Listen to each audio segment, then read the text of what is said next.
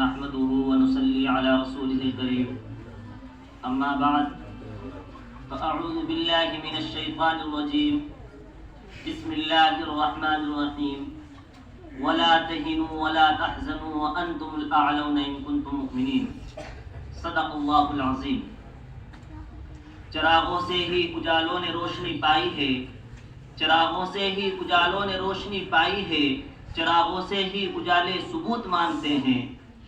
ہم اہل وطن سے وطن پرستی کا، ہم اہل وطن سے وطن پرستی کا یہ وطن کو بیچنے والے ثبوت مانتے ہیں۔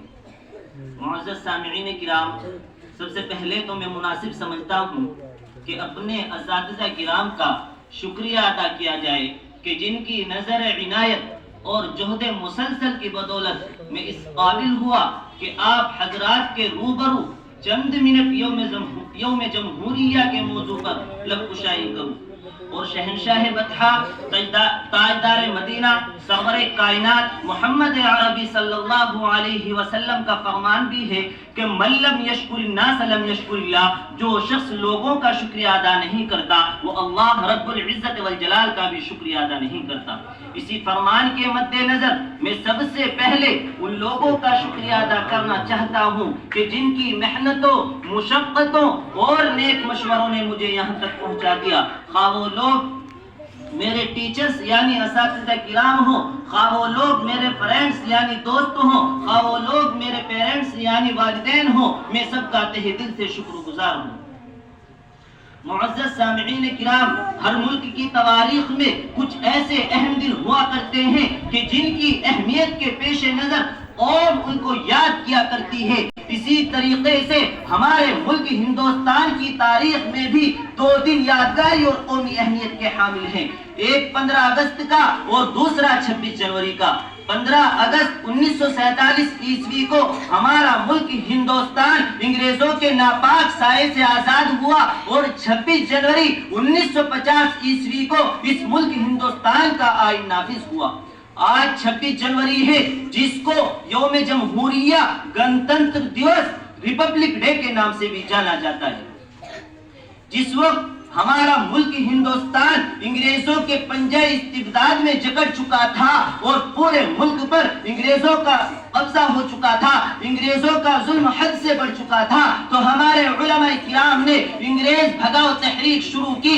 چنانچہ اس تحریک کا آغاز 1757 سے ہوا۔ عام طور پر یہ کہا جاتا ہے کہ انگریزوں کے خلاف مسلح جدوجہد کا آغاز 1857 عیسوی سے ہوا۔ یہ ایک غلط مفروضہ ہے جو جان بوجھ کر عام کیا گیا ہے تاکہ 1857 سے 100 سال پہلے جس تحریک کا آغاز ہوا، جس کے نتیجے میں بنگال کے سراج الدولہ نے سن 1757 میں، مجنو شاہ نے سن 1776 اور 1780 میں، حیدر علی نے سن 1767 میں اور اس کے بیٹے ٹیپو سلطان نے سن 1791 میں، مولوی شریعت اللہ اور ان کے بیٹے دادو میاں نے سن 1812 میں، اور اس کے بیٹے دادو میاں نے سن 1812 میں،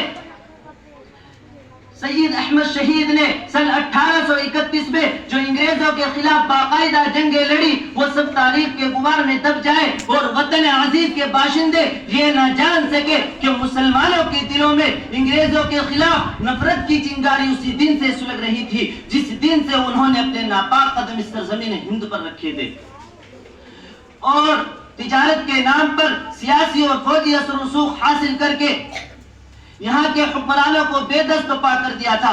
100 سال تک مسلمان پوری طاقت و قوت کے ساتھ ان سے مقابلہ کرتے رہے، یہاں تک کہ 10 مئی سن 1857 عیسوی کو جنگ آزادی کی جدوجہد کا دوسرا دور شروع ہوا اور غیر مسلم اہل وطن نے بھی جدوجہد آزادی میں اپنی شرکت درج کرائی۔ یہ تحریک رفتہ رفتہ آگے بڑھی، بالآخر ہزاروں لاکھوں علماء کرام نے اپنی قربانیاں پیش کی، جس کے نتیجے میں ہمارے ملک ہندوستان کو 15 اگست 1947 عیسوی کو آزادی کی فضا نصیب ہوئی۔ جب ہمارے ملک ہندوستان کو آزادی کی فضا نصیب ہوئی تو سب سے پہلے یہی مسئلہ سامنے آیا کہ ملک کو بہتر طریقے سے چلانے کے لیے کوئی قانون بنایا جائے۔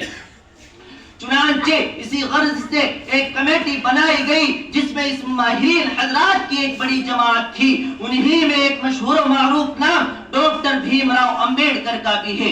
ڈاکٹر بھیم راؤ امبیڈکر کی محنت سے یہ قانون بنا جس کے بننے میں 2 سال 11 مہینے 18 دن لگے. یہ قانون بن کر تیار ہوا اور 26 جنوری 1950 عیسوی کو اس قانون کو عام ہندوستانیوں پر نافذ کیا گیا. یہی وجہ ہے کہ 26 جنوری کو یوم جمہوریہ کی تقریب بنا کر ہمارے وطن کے سبھی لوگ یوم جمہوریہ کی وطن پرستی کا ثبوت پیش کرتے ہیں. نہ ہم جاپان نکتے ہیں نہ پاکستان نکتے ہیں، نہ ہم جاپان نکتے ہیں نہ پاکستان نکتے ہیں، نگاہوں دل میں ہم اپنے ہندوستان نکتے ہیں. وطن کے دشمنوں سن لو، وطن کے دشمنوں سن لو، نہیں ڈرتے کسی سے ہم، ہتھیلی پہ ہر لمحہ ہم اپنی جان نکتے ہیں. میرے معزز بزرگوں اور دوستوں اور اس مدرسے دارالعلوم فیضان کے نونہال شگفتہ پھولوں، 15 اگست 1947 عیسوی کو اس سرزمین ہند پر وہی سورج طلوع ہوا تھا جو کہ آج طلوع ہوا ہے. لیکن اس وقت سورج کی کرنیں ایک نئی صبح کا پیغام لائی تھی. یہ صبح وہی صبح تھی کہ جس کے ظہور سے غلامی کی اندھیری رات کا خاتمہ ہوا جو 150 برس طویل مدت پر محیط تھا. اسی رات تہذیب کے خود ساختہ گورے ٹھیکیداروں کو ہم نے معصوم پھول سے بچوں کا خون پیتے ہوئے دیکھا. اسی بھیانک رات میں ماہر ہنرمند اساتذہ کرام کے ہاتھ قلم ہوئے، انگوٹھے قطع کیے گئے، کسانوں کی زمینیں چھین کر انہیں در بدر ٹھوکریں کھانے کے لیے چھوڑ دیا گیا. اس تاریخ رات کی جلد صبح ہو، اس کے لیے ہم نے کون سے جتن نہیں کیے، سازشیں اور بغاوتیں کی، آزاد حکومتوں کی تشکیل کی، مزاحمت تحریک چلائی، جان و مال کی قربانی دی، وہ سب کچھ کیا جو حصول آزادی کے لیے ناگزیر ہوتا ہے. لیکن جب اس بھیانک رات کی صبح ہوئی تو جس خون نے جلیانوالہ باغ، امرتسر اور سولی والا باغ قاضی کی مٹی کو شفقی کی سرخی سے ہم عنا کر دیا تھا، وطن کا اتحاد پارا پارا تھا، امن و سکون غارت ہو چکا تھا، گلشن تاراج تھا، پھولوں کی پتیاں اور پنکھڑیاں بکھر چکی تھی. یہ بات انسانی فطرت کے خلاف نہیں کہ اگر جنگ آزادی کے فائدوں سے لوگ محروم رہے تو ان کا دلی اطمینان و قلبی سکون جاتا رہتا ہے اور وہ دور غلامی کو یاد کر کے آہیں بھرنے لگتے ہیں. اس دور کا اطمینان و فراغ اور خوشحالی کا تصور ان کو تڑپا دیتا ہے اور وہ اسے آزادی کے بعد کے انتشار و اضطراب سے ہزاروں درجے بہتر سمجھنے لگتے ہیں.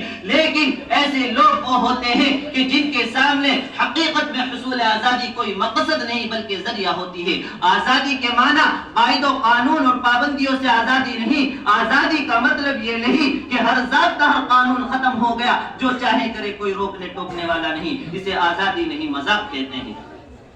آزادی کے سب سے بڑے رہنما مہاتما گاندھی اور ان کے ساتھی مولانا حسین احمد مدنی، مولانا ابوالکلام آزاد، شاہ عبدالعزیز محدث دہلوی اور پنڈت جواہر لال نہرو، سردار پٹیل وغیرہ نے نہایت ہی عزم تشدد کے ذریعے آزادی حاصل کرنے کا ارادہ کیا.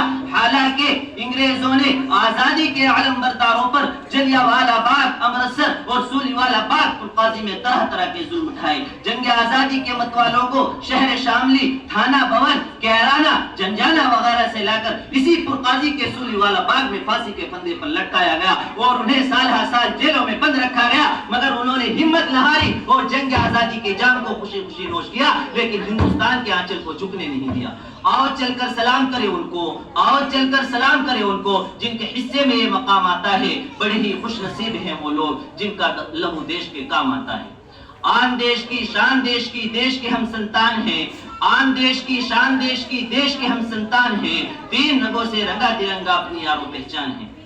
ملے گی منزل مقصود، ملے گی منزل مقصود، یہی ایمان رکھتے ہیں ہم. اپنی رہنمائی کے لیے قرآن رکھتے ہیں. ملے گی منزل مقصود، یہی ایمان رکھتے ہیں ہم. اپنی رہنمائی کے لیے قرآن رکھتے ہیں اور وفاداری وطن سے ہو یہی اسلام کہتا ہے. وفاداری وطن سے ہو یہی اسلام کہتا ہے. ہم اپنے دل کے ہر گوشے میں ہندوستان رکھتے ہیں. واخر دعوانا